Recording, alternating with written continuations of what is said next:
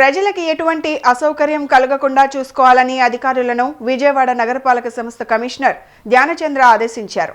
సోమవారం ఉదయం తన పర్యటనలో భాగంగా Benz circle, Ramalingeswar Nagar, Netaji bridge ప్రాంతాలన్నీ పర్యటించి క్షేత్రస్థాయిలో పరిశీలించారు.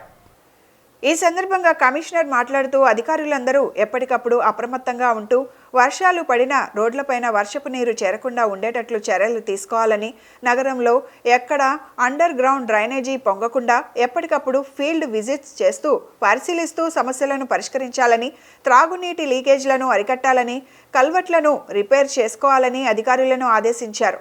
ప్రజా ఆరోగ్య సిబ్బంది ఎప్పటికప్పుడు చెత్త సేకరణ సమయానికి చేసుకుంటూ పరిస్థితి నిర్మాణంలో ఎటువంటి లోపం లేకుండా చూసుకోవాలని అన్నారు.